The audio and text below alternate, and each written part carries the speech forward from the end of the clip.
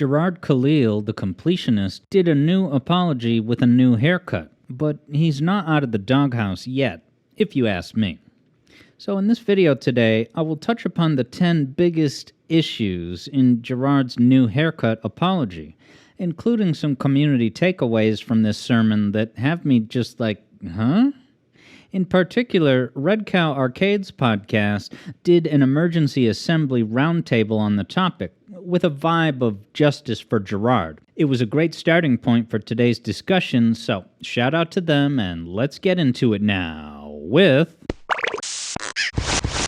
Number 1. Carl and Mutahar are not journalists. Those are the two YouTube writers who broke the story about the charity money that was undonated. Anyone who claims someone is not a journalist should be ready to define the minimum basic criteria for what defines a journalist. Because the way people talk about it so vaguely, they sort of imply that there's some kind of certification or education regimen you have to go through in order to follow all the procedures about verifying primary sources and such. Fact is, there is literally no requirement to become a journalist. In part because the First Amendment guarantees freedom of speech and specifically a free press. Citizen journalism, aka community journalism, has a long history in the United States where any citizen can participate, including me. It doesn't take any license to report facts that you've observed and provide opinion commentary on the implications. You can maintain a personal opinion that this YouTuber is credible, that one is not, but that's different than just a factual category of journalist versus not journalist. They're not accountants, but they have every right to review publicly available tax info, and then seasoned experts can take that and run with it for a more authoritative analysis. It's a community effort. Why is that a problem for people?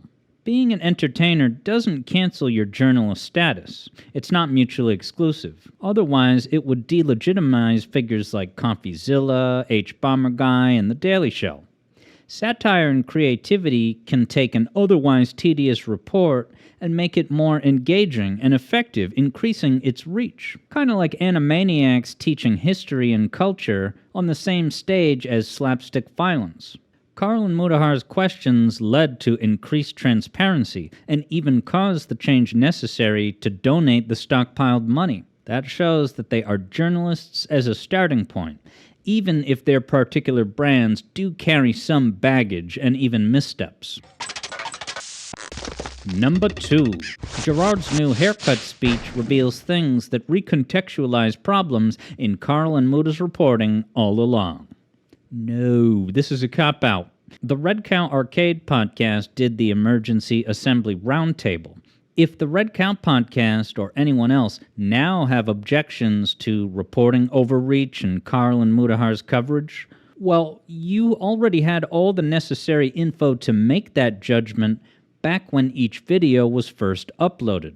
The concern is that with the hindsight provided by Jirard's new haircut speech, the Red Cow guys are condemning not just Carl and Mutahar, but the entire genre unfairly. Do you guys remember that Moon Channel did his contrarian lawyer response video to Carl's reports? Carl demolished and debunked it. Moon Channel apologized to Carl and took down his contrarian video. So that's why the community flip-flopping post-haircut is a concern.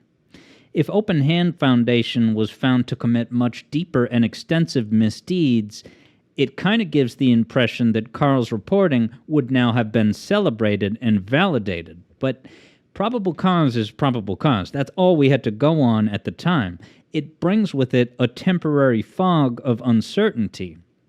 And conflicting information deserves heavy attention and scrutiny for transparency, even if speculation is the only way to account for all possibilities. Speculation itself is not automatically irresponsible as long as it's clearly identified as such. That matters. So if you're only now questioning Carl's methods in this way, that's just the bias and convenience of hindsight. Number 3. Australians and Canadians should butt out of USA legal matters. These two writers, Carl and Mudahar, are from Australia and Canada. So some people claim they were in the wrong to urge Americans to file reports about Jirard on the basis that foreigners don't understand the IRS. This take almost implies that Americans were tricked into taking action, but no. Everyone who filed a report did so voluntarily, based on the information presented in plain view. There were donors from many different countries that gave money to the Open Hand Foundation, so it's justified for them to seek basic accountability even if they don't live in that nation. It's basic free speech to use your voice, call representatives, or suggest action. I mean, what would you do if the gaming community had an Andrew Tate type guy that lived abroad in Romania, and he might be exploiting people or running a shady business? Isn't it reasonable to suggest that Romanian locals report it? Only they can take action. Once the authorities have the case, they can act, but until then, man? Since gaming is a semi-niche industry in the broader scheme of things, widespread attention can put good type of pressure on law enforcement to take reports seriously and act faster. Number 4. Jirard is just the video game guy. In fact, his role was director. That's the role that involves the responsibilities of ensuring proper use of all assets, ensuring the charity advances the mission, ensuring compliance with regulation. The key word here is not doing these things, but very simply ensuring that they're being done by at least someone. If Jirard was out of the loop for these basic operations, he neglected that baseline role. People watching Indie Land would have full fair cause to expect Jirard was ensuring these things. After all, he was talking all about them with specifics. Since he was asking for money publicly and boasting how they're a main source of funding for that San Fran group, now people want to say that the official titles in the legit tax filings are just a symbolic figurehead title inspired by actual roles and duties. I reject that, morally. That's why Reggie and Doug Bowser are not automatically off the hook morally for Nintendo of America's culture mistreatment of contractors. Jirard says that he was made aware of this stuff in 2023. Now, it was back in 2015 that Jirard and his best friend had a rift. That was Greg, the former co-host on the Completionist channel. 2 years after leaving the channel, in 2017, Greg had them take down all the videos Greg appeared in. So then jump forward to when Carl Jobs went to press with his findings. Greg then spoke up in a Reddit post that's seemingly verified, you can check it out yourself, to say that this whole ordeal is one of the exact reasons he had Jirard take down all their previous videos back in 2017. Greg had a feeling there would be some kind of controversy with the Khalil family after his departure. Maybe Greg was privy to something. The Completionists' team office had that iconic brick wall in the same building complex as Jirard's dad's office. Talk about a dad complex. So the narrative is that Jirard didn't know about problems until 2023. Greg's Reddit post has him concerned about problems in 2017. Number 5. It's good that Jirard is being honest now, finally. You guys are already taking Jirard at his word now? In my view, Jirard's credibility was undermined for at least the next 10 years when he rolled up with his Mario RPG video to say that he wants to earn back your trust and get back to making more videos. But then he up and ghosted after Alien Isolation. Some of you are buying into the new Jesus Christ haircut. And maybe Mark Zuckerberg's Meta haircut rebrand worked on you too, and you still use WhatsApp regularly to this day. So to enable Jirard or Zuckerberg in this way is to deserve a lifetime of abusive relationships where you're used as a doormat. The reason I don't trust Jirard still is because Jirard doesn't appear to even trust himself. He kind of admitted that to Carl, that that's where things were headed. He goes, people aren't going to trust me, I'm not going to trust myself, I'll disappear and start a new life. Yikes, that's not just erased just by saying the word sorry with your mouth. Number 6. Jirard says, at the end of the day, I still like making videos. Well, that's a contradiction, because in his big confessional to Carl and Muda, he openly lamented his situation that he's been trying to get out of content creation, he's kind of fed up with it, and maybe transition to a role in actual game development. There's no indication of how he got from A to B to just suddenly erase his long-growing dissatisfaction with the content creation grind. So it's difficult to take it as genuine. Number 7.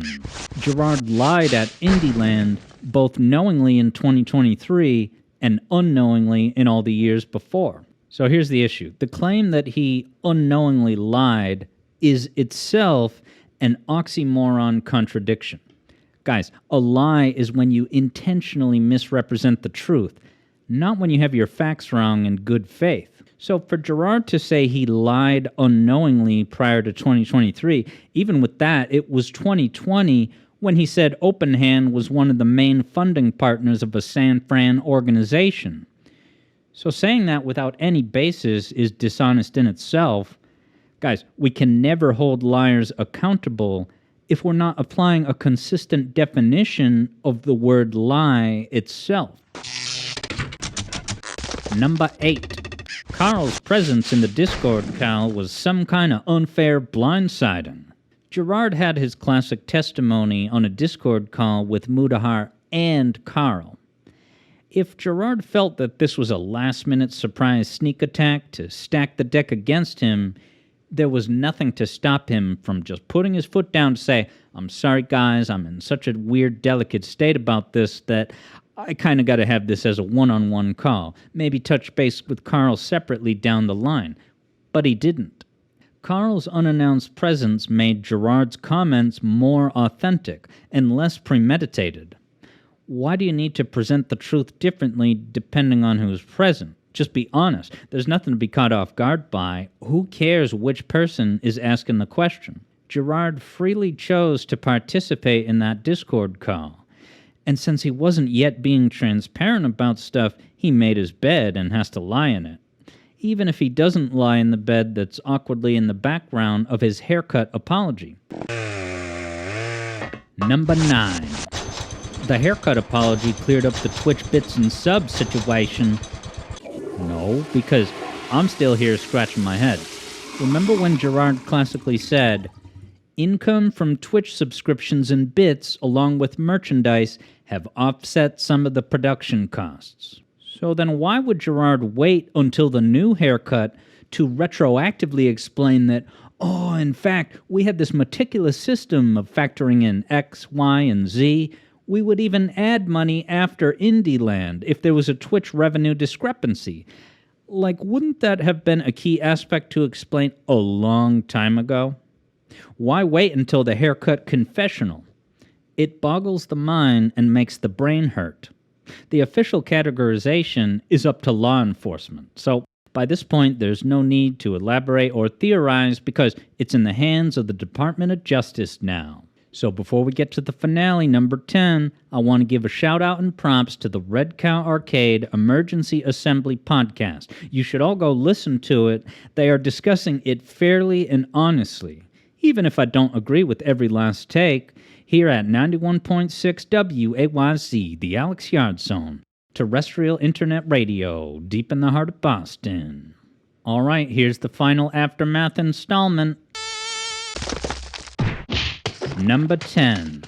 Jirard claims, I was friends with JonTron when he was a racist. Well, if he was a racist, he wouldn't even be allowed on YouTube, right? Didn't JonTron say those things in a video that's still available on YouTube to watch still? It wasn't taken down. If JonTron's comments abide by the terms of service, then people need to get off they woke pedestal. This image here is not showing you how JonTron's role in Ukulele crumbled. It's showing how Ukulele crumbled without JonTron. Now, I vaguely remember back in the controversy, JonTron was talking about the way Japan is set up, that it's really difficult to become a citizen there, and the reason behind that. It may have also touched upon Wakanda's no-visitor policy. If college universities can discuss disproportionate statistics in courses on sociology and criminology, There's nothing barring JonTron from airing observations in an open dialogue. So bring back JonTron to Yucca Replayly to achieve equity with a hat in time. So everybody, I hope this list of 10 strange things with the new haircut apology was illuminating for you. Now your homework assignment is to research whether this origin story is true. Greg met Jirard in a college history class and ended up failing the class because Greg and Jirard's priorities were set on eating Subway sandwiches and playing video games.